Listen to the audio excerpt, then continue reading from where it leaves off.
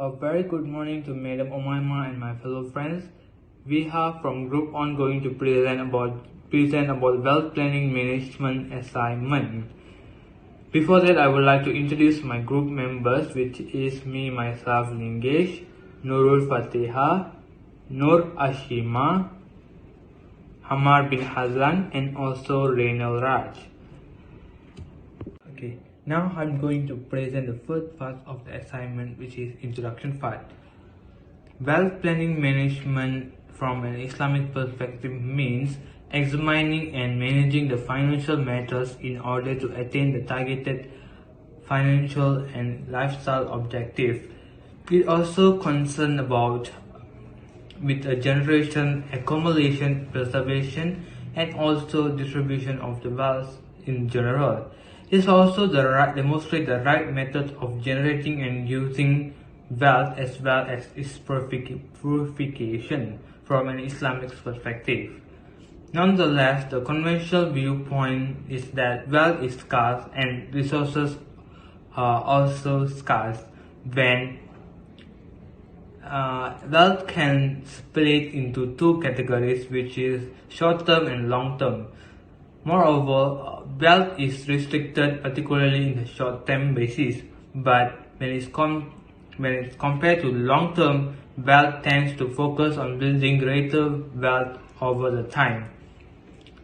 Wealth, the first level of wealth, can be used to access the second level of riches, which is the knowledge for both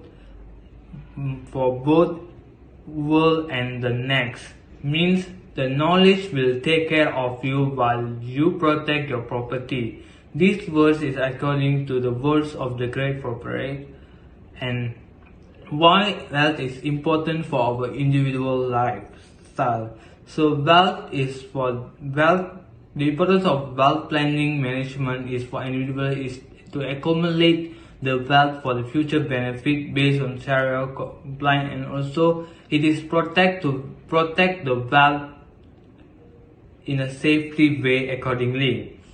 The goal of this paper is to examine the wealth of the client based on the elements consisting in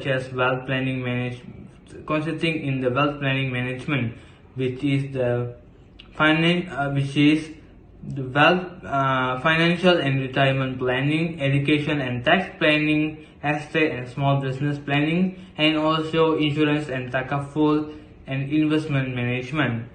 Where these are the particular elements where we have to be studying in this particular assignment. Thank you. That's all for me. Now I pass to Shima. Thank you, Lingesh. So I am Nur Ashima binti Abdul Rahman, and I will talk about our client profile for today. So let me start with the background of our client. So our client is actually Mr. Muhammad Han. He is 35 years old. His occupation is an expatriate in SGS Malaysia. For your information, SGS Malaysia is the world's leading inspection, verification, testing, and certification company, which is known as the global benchmark for the quality and integrity.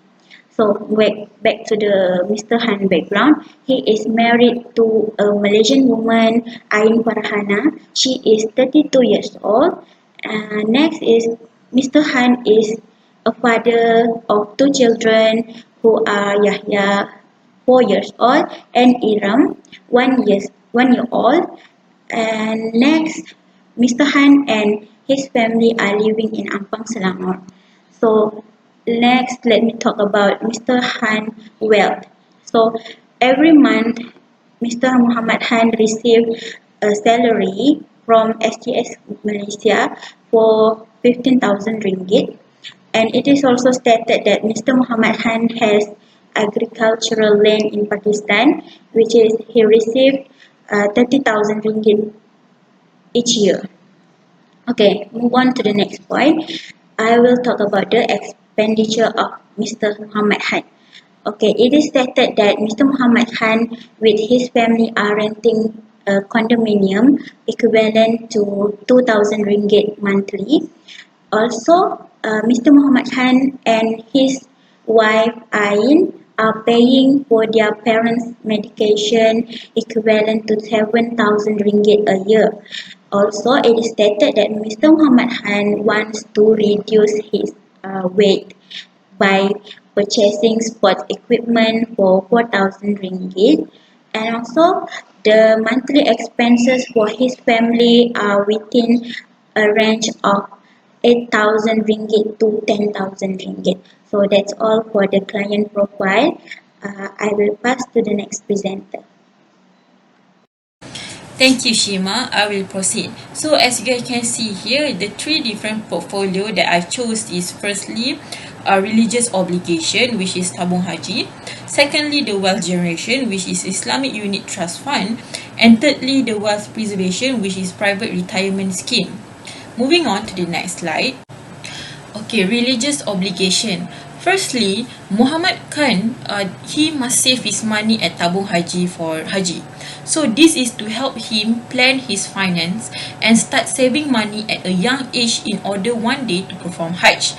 So the Haji is an Islamic religious pilgrimage that is obligatory of all financially and physically capable adult Muslim at least once throughout their life. So tabung haji was established in 1962. The incorporation main goal was to enable Muslims to save for Hajj without fear of their funds being polluted by riba. So tabung haji implements a multiple approach. It aimed to address Muslim social and economic problems while also allowing them to invest and actively engage in the nation economic growth. But for this, I will focus more on to perform the haji. So tabung haji also provide pilgrims with religious and social services. They are in charge of their affairs in Malaysia and Saudi Arabia, including the organization of the courses, the provision of the medical facilities, the issuance of the Haji visa, the organization of transportation, and the provision of welfare, and also the medical service to the pilgrims. So tabung haji also commits to investing deposited funds in compliance with Islamic investment standard and principles. In addition to the mentioned facility, tabung haji significantly enhanced pilgrims' preparation. So since 1963, each district has offered a bakal haji courses starting 6 months before the haji season. So this course now already consists of 13 to 15 lecture series, demonstration, and film aimed at clarifying both theory and practice in relation to the haji rites and rituals. So moving on to the next slide. Secondly, wealth generation Islamic Unit Trust Fund. So Muhammad Khan can also invest some of his monthly income to gain more capital. So Muhammad Khan can invest his money throughout Islamic Unit Trust Fund or Sharia Compliant Unit Trust Fund. So a Sharia Compliant Unit Trust Fund is a type of collective of investment scheme in which money from investor with similar goals is gathered and supervised by professional fund manager in a special fund. So following that, the collected funds will be invested in a diverse portfolio of Sharia compliant security as well as other assets in accordance with the unit trust fund investment aim and as authorized by the guidelines and regulation, with the provision that all investment must meet Sharia requirements. So the goal of Sharia Compliant Unit Trust Fund is to generate both capital and income growth while staying within Sharia guidelines. As a result, the investment strategy must be in accordance with the Sharia Compliant Unit Trust Fund goal. Okay, so in terms of structure, various Sharia contracts such as Mudarabah, Wakalah, and Wadi'ah can be used to create a Sharia Compliant Unit Trust Fund. Next slide. So, in terms of Sharia Compliant Unit Trust Fund operation and management, the manager will make sure that the excess funds such as liquid assets and cash are invested and placed in Islamic money market instrument and as a deposit with Islamic authorized financial institution. all of a Sharia compliant unit trust fund daily operation must adhere to the Securities Commission and other relevant competent Sharia authorities Sharia regulation. So the SC guidelines require unit trust management companies that manage a Sharia compliant unit trust fund to assign a Sharia committee or Sharia advisor to ensure that the funds are managed and conducted in full compliance with Sharia principle. So the Sharia committee and Sharia advisor primary responsibility is to oversee and to provide required guidance to guarantee that a Sharia compliant unit trust fund available to the public is managed and administered in line with Sharia principle. Okay, so next, Sharia compliant unit trust fund invest only in Sharia compliant stock and Sharia compliant equity related securities such as Sharia compliant warrants, option, sukuk, Islamic derivative, and Islamic structured products. So moving on to the next slide. Okay, thirdly, preservation of wealth for retirement. Okay, so Malaysian would not be able to retire on their EPF saving alone. Okay, so to overcome the shortage of this retirement saving, the private retirement scheme was launched in 2012. So the PRS is a specified contribution pension plan that require individual to make voluntary contribution to an investment vehicle in order to save for retirement. So why do you put money aside for retirement? So Muhammad Khan is likely to live longer in retirement than he did when employed. So it's important to have a variety of sources of income. So the earlier he begins preparing and investing for retirement, the greater the effect he will have on his overall retirement picture and reap numerous benefits such as future investment growth, a realistic inflation hedge, and make profit from compound interest. So there are also tax benefit of PRS. So per year, Muhammad Khan will be exempt for paying personal tax. Also, Muhammad Khan can make a contribution to the scheme by choosing one or more of the funds.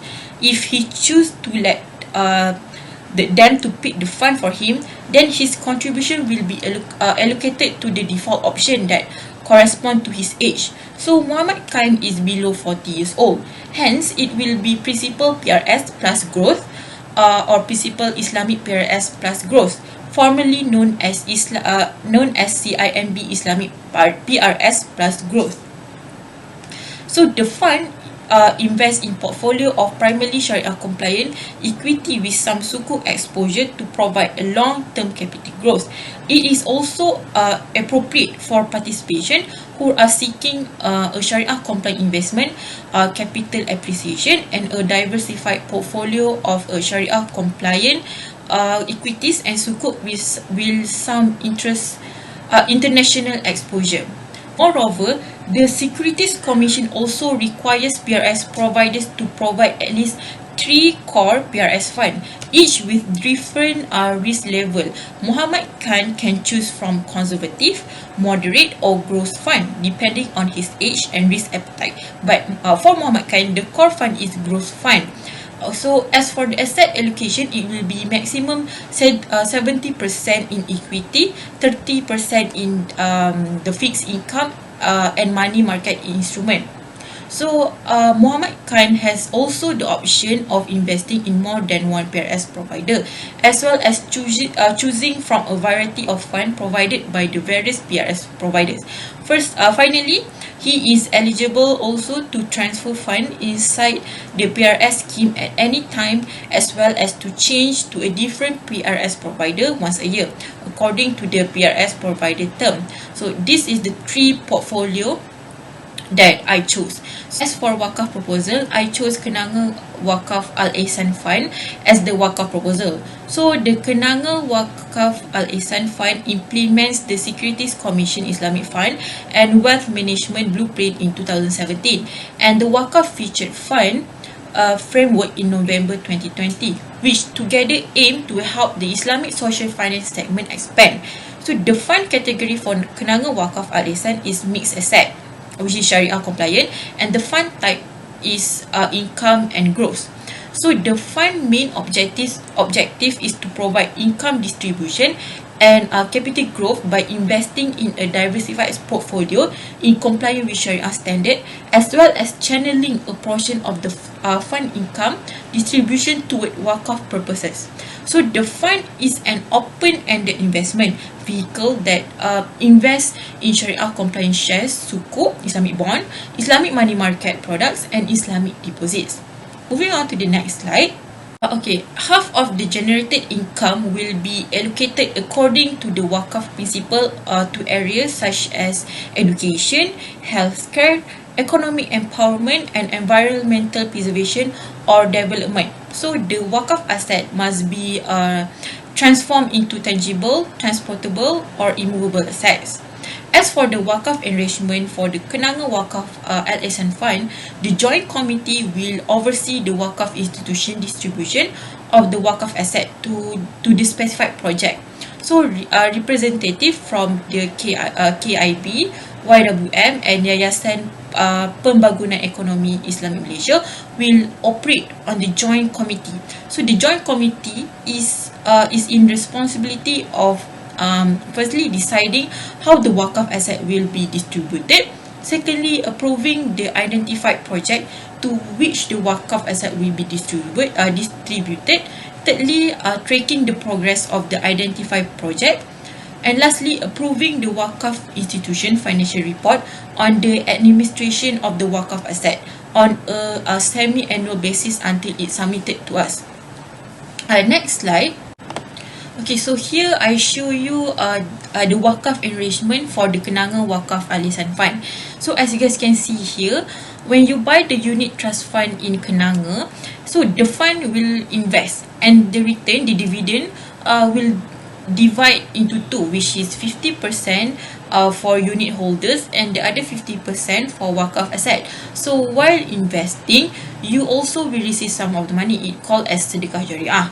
So the 50% of the wakaf asset will go to the YWM, the Mawquf Alai, the beneficiary, and then go to the disbursement of wakaf asset to identify project, which is to the education, to the healthcare, to the economic empowerment, and to the environment. So in easiest way, why must you buy Kenanga Fund? It is because they have wakaf link unit trust. So when you buy the fund, 50% dividend that you receive will be wakaf to the Kenanga management. So thank you. That is all from me. I will pass to the next presenter, Amar. All right, thank you so much, Fatiha, on your explanation about wakaf. Now, moving on, I would like to share with you about income and expenditure. Now, Shima has shared with us briefly about expenditure and income for both Ain and Mr. Khan. Now, I would like to share with you the detailed and more thorough explanation about your income and expenditure. Now, I have made two methods of arranging the data, which is monthly and yearly basis. So for the expenditure, they will need to spend for condominium rent for 2,000 ringgit every single month and then 24,000 ringgit every single year. So for parents' medication, they would need to spend 583 ringgit and 33 cents every single month and 7,000 ringgit every single year. So for the miscellaneous, or also known as other expenditure, they will need to spend 10,000 ringgit for every single month and 120,000 ringgit every single year. And next is for the EPF expenses. So they will need to spend 2,250 every single month and 27,000 ringgit every single year. Now they also have a one-off expenditure made by Mr. Khan back in June 2020, which he purchased a gym equipment amounted to 4,000 ringgit. So after all the calculation has been done, the total monthly expenditure is amounted to 14,833 ringgit and 33 cents. So for the total yearly expenditure, they will need to spend 178,000 ringgit. And then for the June 2020 expenditure, with slight adjustment on the one-off expenditure, they will need to spend 18,000 ringgit and 833 ringgit and 33 cents. And then for the 2020 expenditure, they will need to spend 182,000 ringgit. So moving on to the income. Now, Mr. Khan get their income from SGS Malaysia, which is amounted to 15,000 ringgit every single month and 180,000 ringgit every single year. Now, Ain gained her income from Mas International School, she received 3,500 ringgit every single month and then 40,000 ringgit every single year. Now, the plot land in Pakistan, they would gain 2,500 every single month and then 30,000 ringgit every single year. And then lastly, for the Ain apartment income, which people would pay her rent, she would get 1,500 ringgit every single month and then 18,000 ringgit every single year. And then after all the calculation has been done, the total monthly gross income, they would get to 22,500 ringgit. And then for the yearly gross income, they would get 270,000 ringgit. And then next, let's talk about the savings, how much they have gained from all of the savings that they have done for the past few years. Now, I'm using a timeline of 5 years starting from the first 10 year of Ain's apartment income. So the savings in 2018, 2019, 2021, and 2022 is consistently amounted to 92,000 ringgit. But in savings in 22,000, in savings in 2020, they would get 88,000 ringgit because of the once-off expenditure made by Mr. Khan. So in 5 years, they would gain 456,000 ringgit in 5 years, which is very exceptional. And then from all of this analysis that I have made, they have a huge potential of maximizing health in many ways that they could utilize it. So I would like to pass the screen to Lingesh. Over to you. Thank you, Omar. So now I'm going to explain about takaful investment. Before that, I would like to give a small definition about takaful. Takaful is a type of conventional insurance which is based on Islamic cooperative principle. This sort of insurance is based on collaboration, which increases shared responsibility while also offering protection and help. Why takaful is important? Takaful is important for every individual because takaful can provide many benefits where the benefits all can get by the policy owner or his family members when the needy time of them. And based on the case Muhammad Khan and his family, takaful investment is crucial for them to safeguard and protect themselves from uncertainties. Where the suitable takaful investment for Muhammad Khan and his family takaful, which is high grade jana. High grade jana is one of the family takaful, and it is a hiba takaful as well. The first and foremost, the takaful can help out or could be beneficial for the Muhammad Khan and his family, where it is which can maintain the finances of Muhammad Khan's family. Nonetheless, not only that, however, the little bit investment of the takaful plan will give a tremendous benefit, where it could be a better preparation for many things such as the hospitalization, children education expenses, as well as Umrah and Hajj. Family takaful plans are also flexible. The family takaful plan is not covered for the family but also well-being for the future as well. The benefit of the IBA takaful or high grade jana takaful plan is they can make a debt settlement, where the takaful investment will provide the Muhammad Khan to settle his debt. Whenever Muhammad Khan is passing, the amount of takaful money will provide to the family members in order to make a debt settlement of that created by Muhammad Khan. Not only that, this takaful plan is very flexible, where the policy owner, which is Muhammad Khan, able to protect their staff by the coverage of the takaful, which is they can choose the tenure period of takaful up to 5 years or even 10 years or even 20 years as well. This would be a very flexible to do. Can Muhammad Khan can do for his protection and also his family protection. The monthly takaful expenses that Muhammad Khan do. The obligation for Muhammad Khan is Rm 385 ringgit, which is the monthly installment investment that Muhammad Khan have to pay for his takaful investment. And overall,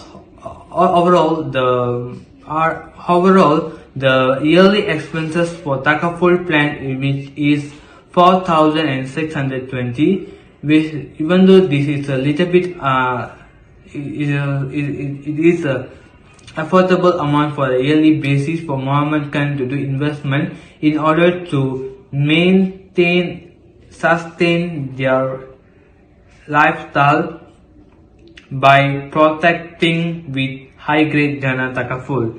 That's all from me. All right, thank you so much, Lingesh, for your explanation about takaful.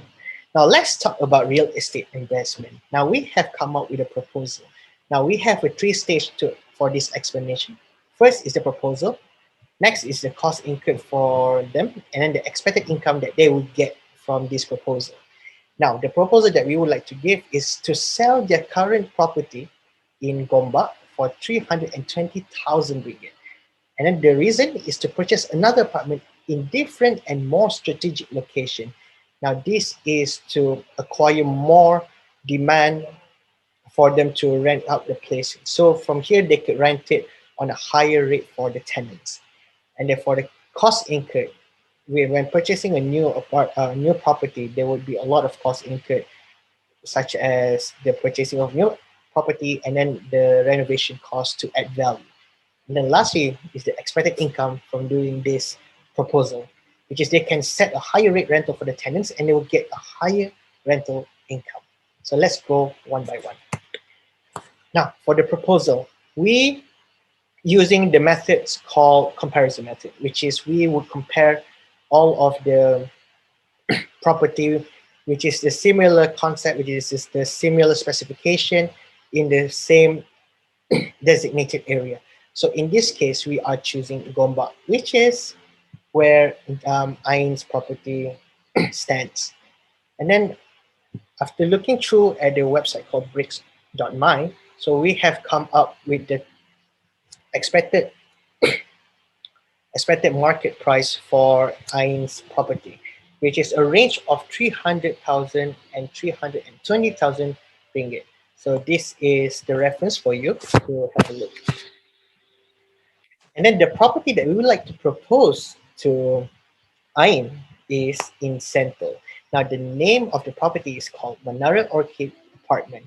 So the price list, which is the price that is decided by the owner, is 285,000 ringgit. Now this property has a lot of benefits, such as the amenities. The amenities, they have a lot of things that can get access to, such as the LRT in Sentul, and restaurant for them to have a lunch, and a fast food joint for them to have a lunch or a meal in the quickest way. And then other things that is essential, such as public transportation, as well as medical facilities if they need it. And then we are targeting them to find tenants who are students and fresh graduates. So the reason behind this is because we are giving them a place to live in a lower standard of living, and then with a lot of amenities that they could enjoy. And then the reference of the property is on the link below. Now, let's talk about the cost incurred. What to expect from purchasing the property and what they need to pay for. So, adding value to the new apartment is crucial because they need it to raise the rental fees. And then also, this is the reason why, because they need to give higher expectation to the tenants. If they see there's a lot of good things in the apartment, in the property, chances are they would like to rent it out. And then lastly, we would like to make the tenants to feel comfortable and make the place look presentable for people to live. Now, this is the cost incurred. So gain from the property, which is 320,000 ringgit from the property in Gombak, and then minusing the purchase of the property in Sentul, which is 285,000 ringgit. So they would get a gross income from the sale, which is 35,000 ringgit. Now, let's talk about the renovation. What should be done to the new property? So the first is the air conditioning to make things even more valuable and make people more comfortable, which is amounted to 1,500 ringgit. And for the furnitures to make everything look presentable and everyone could live in the apartment, which is 25,000 ringgit. For the Wi-Fi for students especially, 150 ringgit. For mattress for them to sleep comfortably, 1,200 ringgit.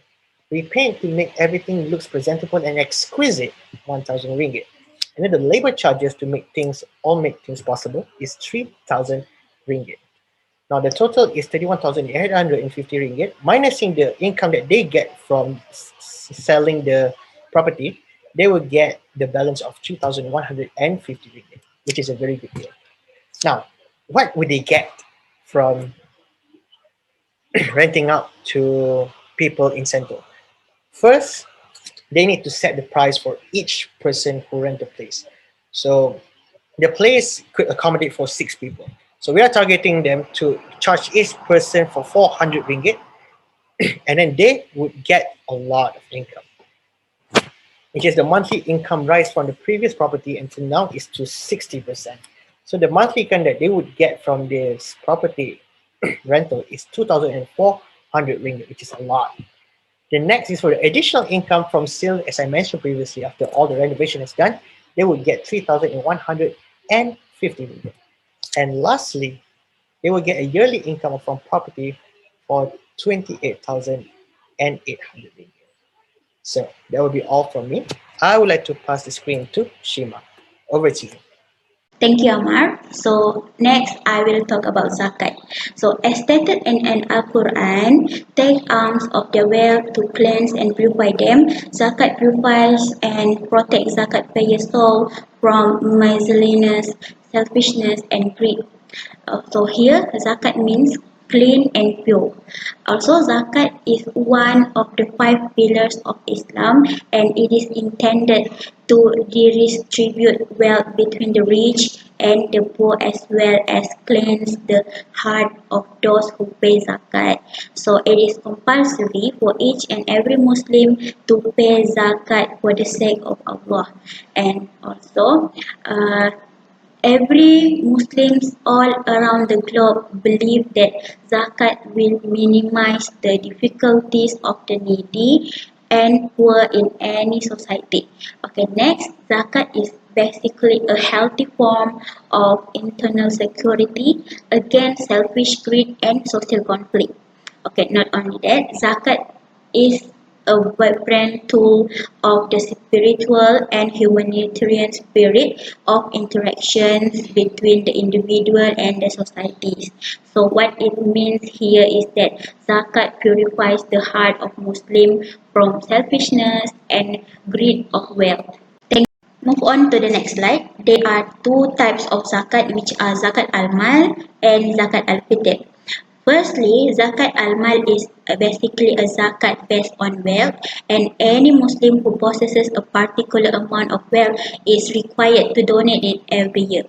Also, zakat is calculated depending on the one's income and the value of one's belongings. For individuals who qualify, the standard minimum amount is 2.5%. However, all money of the richest must reach a certain quantity known as nisab. Nisab refers to the bare minimum of wealth and goods that a Muslim must have in order to be qualified to pay zakat. So, in order to compute the zakat, the nisab must be 85 grams and compute according to the market price of gold.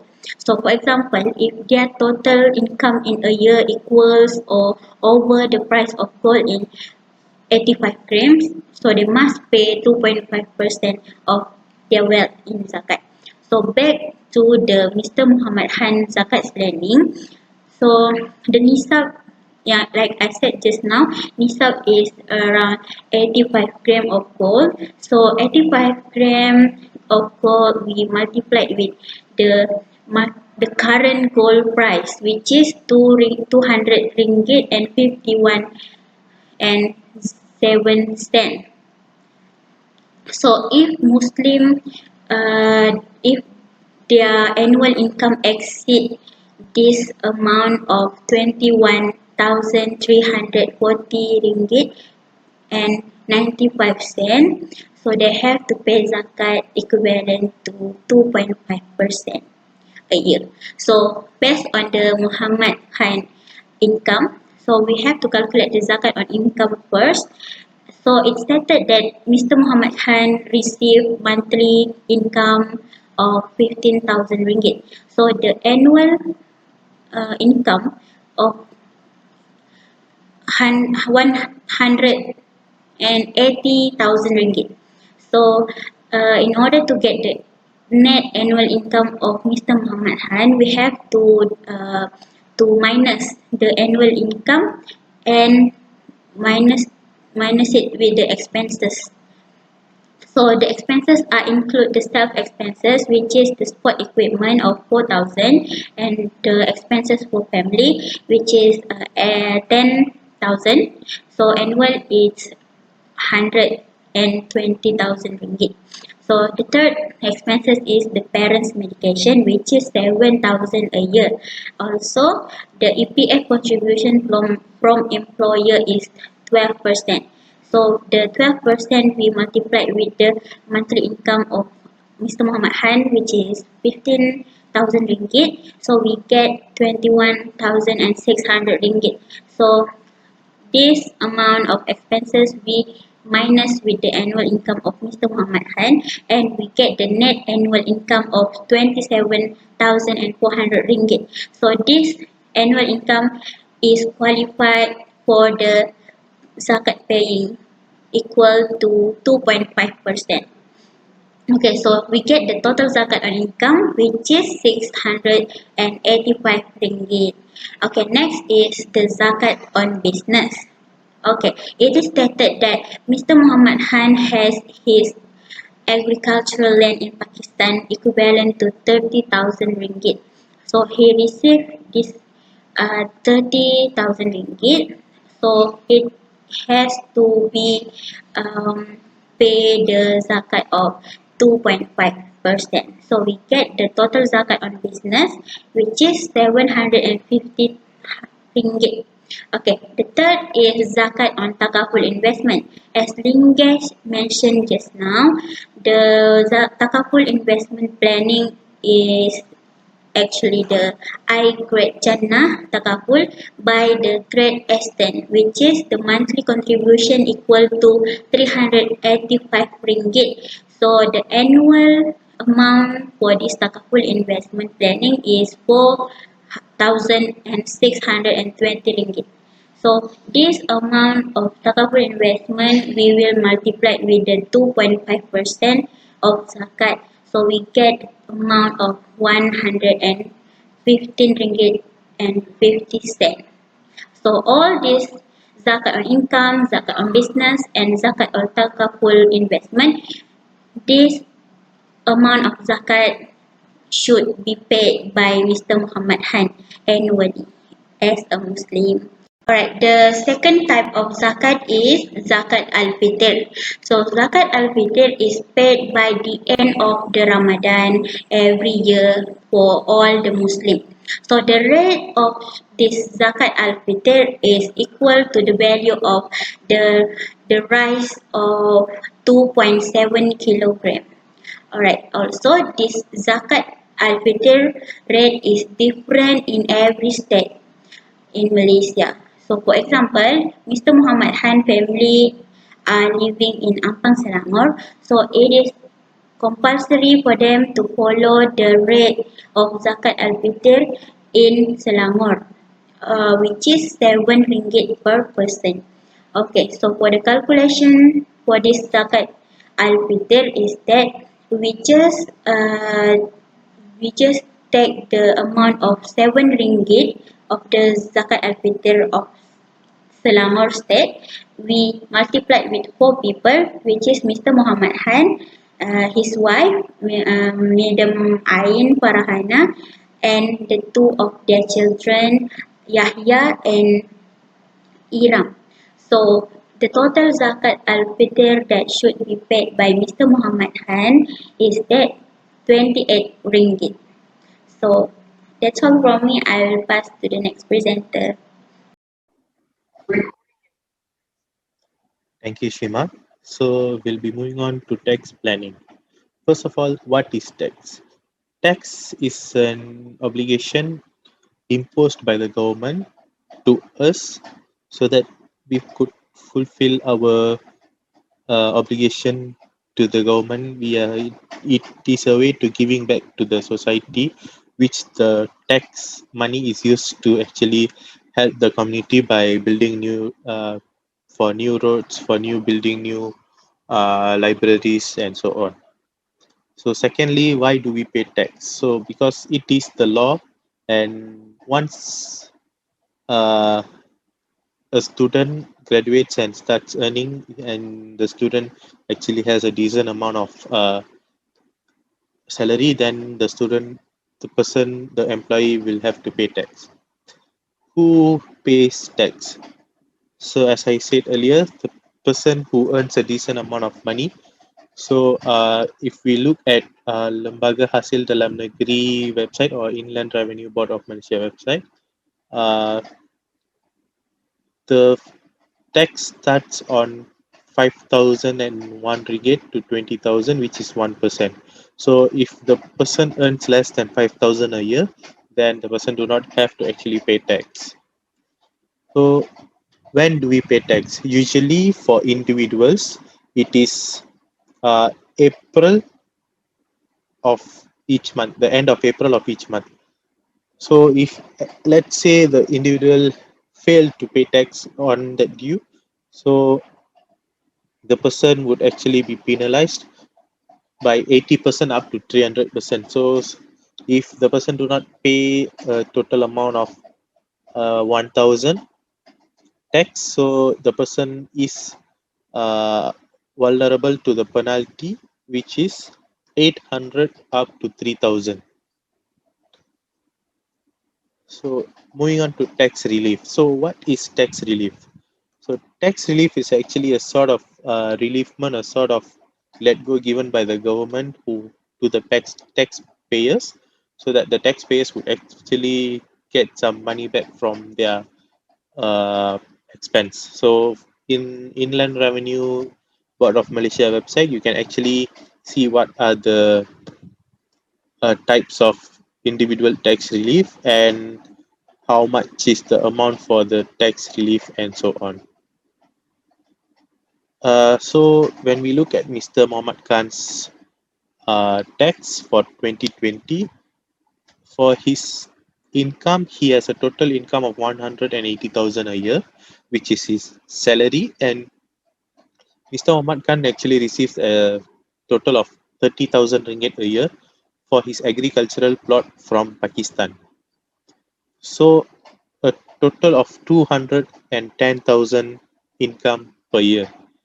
As Mr. Mohammad Khan has two children under 18, Mr. Mohammad Khan actually received 2,000 ringgit of tax relief for each children. So therefore, Mr. Mohammad Khan receives a total of 4,000 tax relief. Secondly, childcare. As Mr. Mohammad has a son under 6, so Mr. Mohammad Khan could actually uh, register his son to childcare and actually get his rebate from the tax for childcare, which is a total of 1,000. Thirdly, breastfeeding equipment. So a child has been born on 2020 because in 2021 the child is 1 year old. So if the child is born on 2020, therefore the breastfeeding equipment is one of the necessity of the newly mother to actually help the child. So therefore, if Mr. Mohammad Khan has bought the equipment for his wife, then he would actually get a relief up to 1,000 ringgit. And Mr. Mohammad Khan actually bought a sport equipment for 4,000 ringgit. And in the tax relief types, it is stated that sports equipment and gym membership, Mr. Mohammad Khan could actually receive up to 2,500 ringgit of relief. And Mr. Mohammad Khan's company actually provides 12% of EPF for him, so it will be deducted before the salary comes in. And the total taxable income is 179,900 ringgit. So for the first 100,000, Mr. Mohammad Khan will have to pay 10,900 ringgit for tax, and the balance of 79,900 ringgit, Mr. Mohammad Khan would actually pay 1,965 ringgit and 60 cents. So the total amount of tax for Mr. Mohammad Khan in 2020 after tax relief is 12,817 and 60 cents. So moving on to retirement planning. First of all, when we talk about retirement planning, people often think it is once we are retired or when we are going to retire. That is where most people are wrong. So when you see retirement planning is something people do way before retiring, which is plan their retirement. First of all, there is non-financial planning and financial planning. In non-financial planning, it is actually to help you embrace in terms of emotionally and mentally, because some people they are prone to actually from having an obligation, having a responsibility. So once they retire, they will be mentally frustrated, they will be emotionally down because they do not have anything to do. So it is a way to actually help you stabilize the transition between working life and retirement. So next is financial planning. So financial planning of retirement is actually a cohesive integration. It is a coordinated plan to make the most out of the financial resources once you are retired. So first of all, should not underestimate retirement expenses. Almost 70% of the retirees are actually facing their retirement with a difficulty of financial issue because they actually underestimated the retirement expense.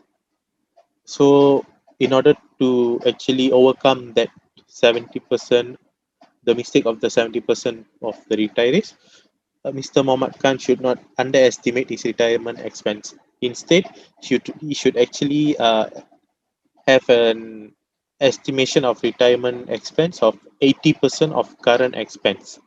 So, if Mr. Mohammad Khan's expense for monthly is 10,000, then after retirement, Mr. Mohammad Khan should at least expect 8,000 as his expense. So moving on to preparing your umbrella. What does it mean? It means that we have to actually get ready for unexpected events. So let's say once currently we are facing the pandemic that no one expected. And so let's say Mr. Mohammad Khan retires and another unexpected event happens and the market downfall happens. So if the market downfall happens, then the probability of his Mr. Mohammad Khan's investment would be also a question. Therefore, as a emergency fund, Mr. Mohammad Khan should have at least 24 to 60 months of expenses, and also Mr. Mohammad Khan should have proper medical insurance. Make sure that Mr. Mohammad Khan has the proper coverage for his health and future unexpected health problem occurrence. Thirdly is adjust portfolio. Even though once we are retired, we still need income to actually go on with our lives. So therefore, there should be at least one small percentage of high risk investment. So Mr. Mohammad Khan could also go with age-based allocation of high risk investment. Let's say Mr. Mohammad Khan is 60 years old, and he would actually deduct his age with 90, so that he would get 30, and the 30% of his income he should actually allocate to high risk investment so that he could actually increase his retirement funds and so on. And then finally EPF withdrawal. most of the people make a common mistake by withdrawing all of their EPF and actually purchasing something that they would not utilize or would not be utilized for the next decade or and so on. This is because they actually want to make an investment rather than thinking about their future and their expenses. So in order to actually overcome that, Mr. Muhammad Khan could actually prepare a monthly withdrawal of his EPF, or Mr. Muhammad Khan could withdraw his EPF and diversify his portfolio in investments such as high risk, medium risk, and low risk investment. So in low risk investment, there could be a fixed deposit and so on. In high risk investment, Mr. Muhammad Khan could go for stock exchange, cryptocurrency, and so on. And finally, the most important thing is to take into account is inflation. People, almost everyone, do not take inflation into their consideration, because once I have a 10,000 ringgit now, which is 2021, and I would like to keep the 10,000 ringgit until 2041, which is 20 years from now. It is the possible age of Mr. Muhammad Khan to retire. The 10,000 ringgit now is not the same value, same worth as the 10,000 ringgit in the future. The 10,000 ringgit in the future might go down, and it only might actually worth 5,000 of today.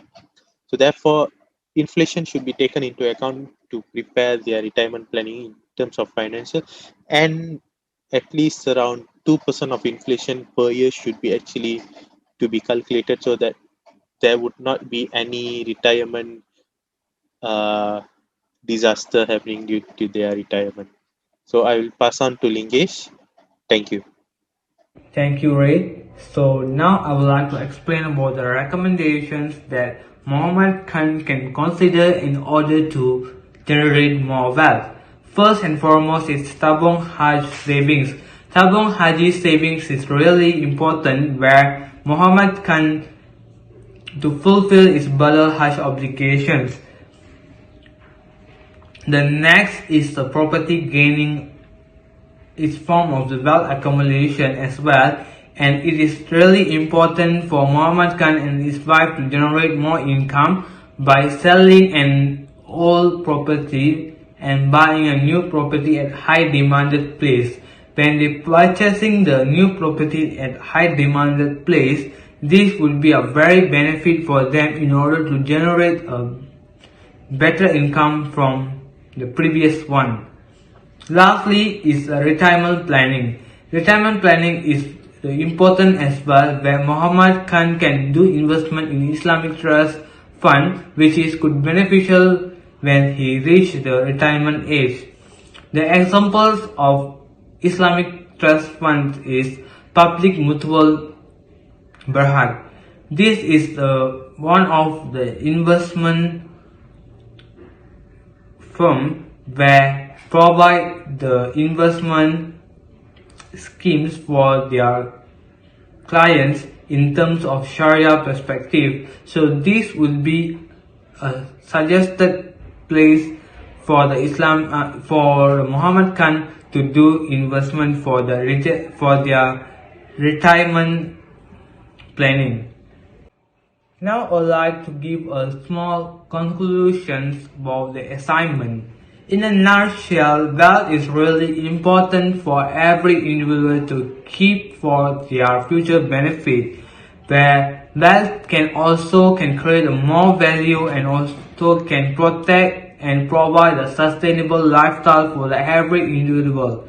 In this case, the elements that we discussed earlier in this assignment, such as retirement planning, education planning, tax planning, financial planning, these are the key elements that really beneficial for generate more wealth and manage the wealth accordingly. That's all from me. Thank you for listening.